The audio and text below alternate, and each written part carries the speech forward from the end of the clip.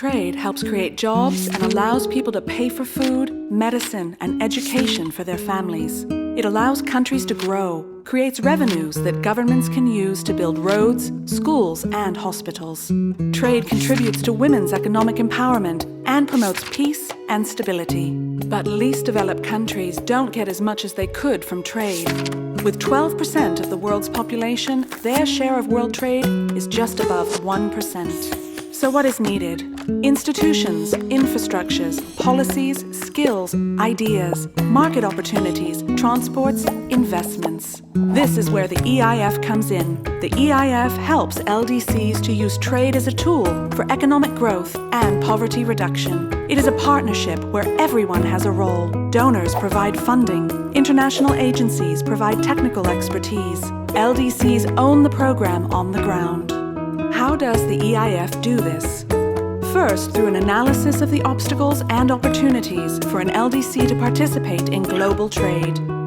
This includes looking at policies, institutions, infrastructure, and sectors with export potential. The result of this analysis is called the Action Matrix, a checklist of priority reforms and actions, which is adopted by the country and used as a basis to build its trade potential, and by the international partners to coordinate their financial and technical support. The first step is the development and integration of trade policy and development policy. But for this to be sustainable, trade must also be integrated with macroeconomic and sectorial policies.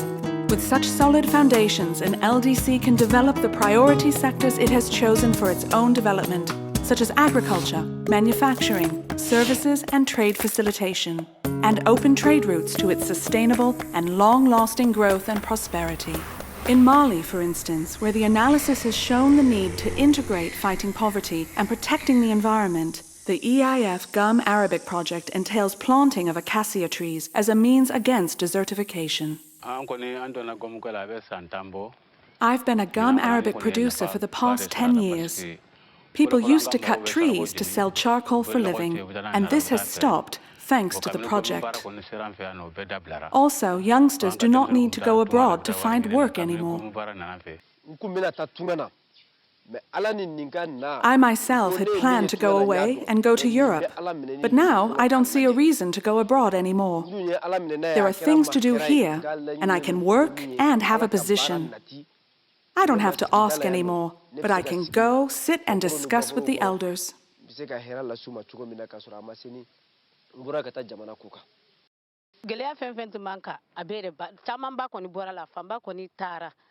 The bad times are over with this project.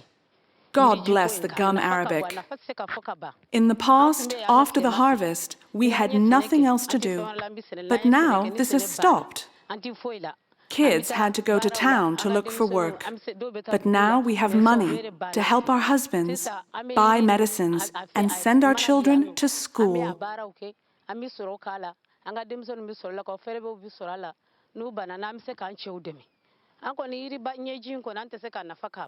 Let's move to Zambia now, where honey has been identified as a key sector for poverty reduction, and the EIF is supporting farmers to access markets and producers to improve quality for export.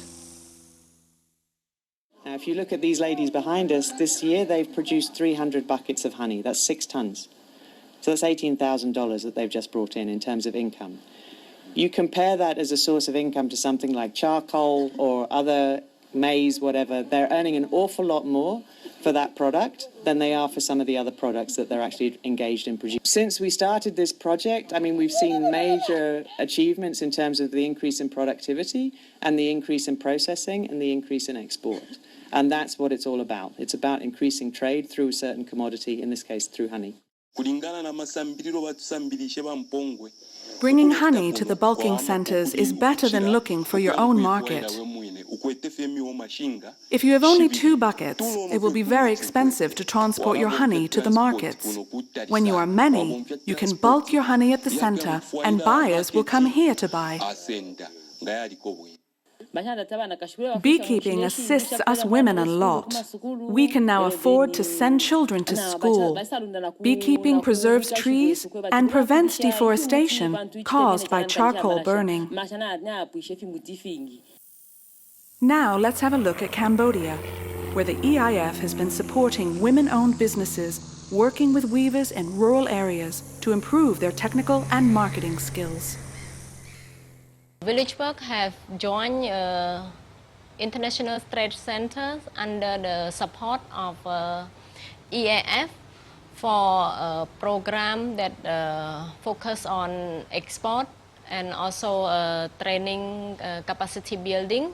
We have joined since 2013, and through the year we can see that our staff and also our growth have been improving, and now we have staff of 25% increase, and our export market have grown to 50% in these last 2 years.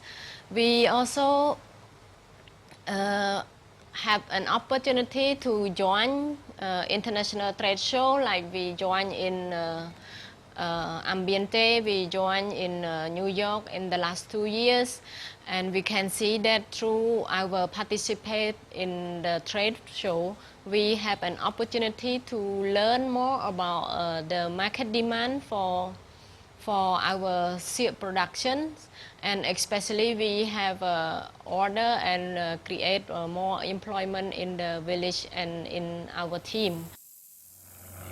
Finally, let's sail to the Solomon Islands, where the EIF supports tourism as a vehicle for the country's development and growth.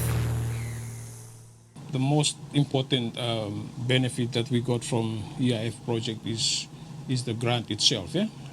It is the first time that my ministry has ever received any direct funding from any donors. This funding has enabled us to develop our new tourism policy, as well as the new Solomon Islands National Tourism Development Strategy. I applied for this funding because I wanted to start off this tourism activity. I believe that tourism has a big potential to bring up the economy of our country.